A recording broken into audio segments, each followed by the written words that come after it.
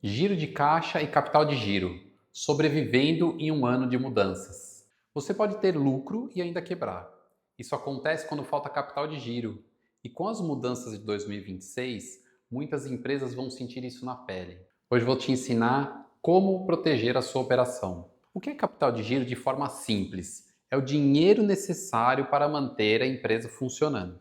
Ou seja, eu compro antes de vender, então preciso de capital que supra essas compras até eu ter o ciclo de venda e receber essa venda. Então, qual que é o meu ciclo? É 30 dias, é 60 dias? Então, isso me ajuda, essa ideia do meu ciclo me ajuda a eu saber quanto eu vou precisar de dinheiro para suprir essa operação. Se eu pago antes de receber, se eu produzo antes de faturar. Então, no meu caso, por exemplo, escritório de contabilidade, né? Sempre estou trazendo o meu caso. A gente trabalha um mês e vai receber 30 dias após. Então, a minha competência é, por exemplo, mês 4, eu vou receber os honorários no mês 5. Então, ou seja, quanto eu vou precisar de capital de giro para eu ter 30 dias de operação funcionando? Então, esse é o meu capital de giro. Eu costumo dizer que assim, eu defino meu capital de giro baseado no meu custo, nas minhas despesas operacionais, no imposto, meu ciclo de 30 dias. Chega no final de mês, esse valor é igual a zero. Então, chega no dia 30, se eu preciso de 100 mil reais para minha operação, chega no dia 30, último dia do mês, 100 mil reais é igual a zero.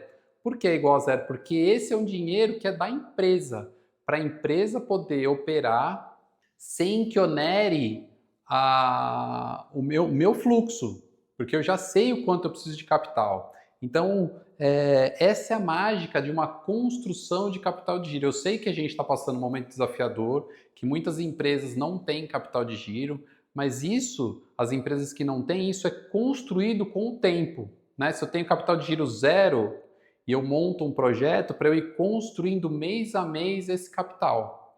Muitas vezes tem sócios ou retirada da empresa que acaba onerando a própria empresa, impede que a empresa tenha saúde, tanto de um capital de giro quanto de um fluxo de caixa, para que isso futuramente tenha lucro, tenha sobra para que o sócio retire. E não ao contrário, como acontece muito. O sócio vê qual a necessidade dele e tira da empresa, independente do resultado.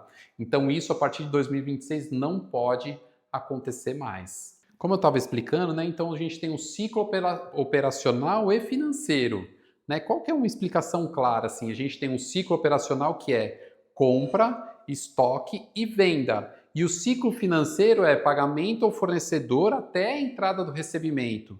Então é importante você saber quanto que é esse fluxo, né? Até quando eu consigo negociar com o fornecedor. Né? Se eu tiver flexibilidade com o fornecedor, por exemplo, eu compro do fornecedor em 2, 3 vezes, e aí nessas 2, 3 vezes da compra eu faço a venda, ou seja, eu minimizo o meu caixa, porque eu parcelei a compra em 3 vezes, e nesses 90 dias eu tenho que vender esse estoque, aquilo que eu comprei, e receber. Então aí eu minimizo o meu fluxo de caixa, eu minimizo o meu capital de giro. Então, cada operação, cada empresa, a gente tem que entender o que você faz, como você compra, como é o seu fornecedor, como é o seu tipo de negócio.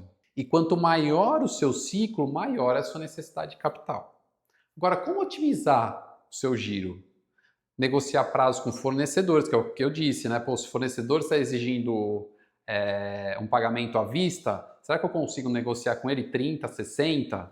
Né? Porque às vezes o fornecedor ele me dá um desconto para pagamento à vista. Bom, tudo bem. É interessante o desconto do pagamento à vista, mas talvez eu não tenha capital ainda suficiente de giro para suprir o meu ciclo de venda. Então compensa eu pagar um pouquinho mais caro, mas parcelar em 2, 3 vezes, porque nesse ciclo é onde eu vou conseguir comprar, vender e receber. Então, isso é interessante de a gente pensar. Reduzir estoques inúteis. Então, muitas vezes, se eu não tenho um controle de estoque, se eu não tenho uma análise de quais são os produtos mais vendidos, qual que dá mais giro, eu posso ter um estoque lá parado. E estoque parado é dinheiro que não está em caixa.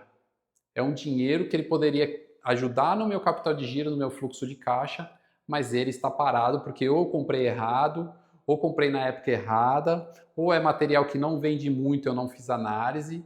Então isso também é um fator importante porque isso tira o dinheiro da empresa, o fluxo de caixa, o capital de giro. Implementar cobrança ativa. Então, como que funciona o seu processo de cobrança? Né? Eu vendi, mandei um boleto para o cliente não pagou. A partir de quantos dias você começa um processo de cobrança com esse cliente? E uma nova negociação. E qual é a negociação com esse cliente? Você tem um bloqueio de novas compras? Como que funciona esse processo? Então, tudo isso é interessante porque isso no final ele vai me ajudar ou me prejudicar no dinheiro da minha empresa, no dinheiro do meu giro. Oferecer incentivos para pagamento antecipado. Isso também pode ser um meio de fazer, assim como o seu fornecedor te oferece um desconto para pagar à vista, você pode oferecer também, é uma alternativa, oferecer algum incentivo ao pagamento para o seu cliente fazer um pagamento antecipado. E revisar as políticas de crédito. Né? Eu falei, às vezes eu tenho um cliente, já aconteceu isso, né? De exemplos que aqui a gente conversa com muitos empresários, do empresário vender para o mesmo cliente, o cliente não está pagando e eu continuo vendendo para ele.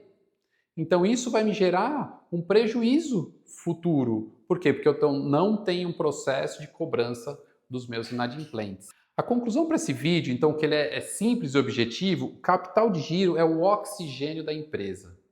É o que traz saúde e tranquilidade para que a empresa opere. Quando a gente fala tranquilidade, não é que não tem que ter meta, que tem que acompanhar, que tem que vender mais para suprir a empresa. Estou dizendo oxigênio da seguinte forma, que essa saúde da empresa ela gera tranquilidade para você poder gerir a empresa, pensar em novas estratégias, pensar em crescimento. Então isso traz uma tranquilidade.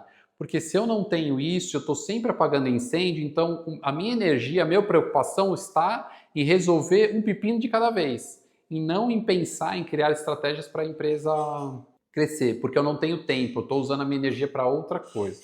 E no próximo vídeo nós vamos falar sobre indicadores financeiros essenciais para 2026.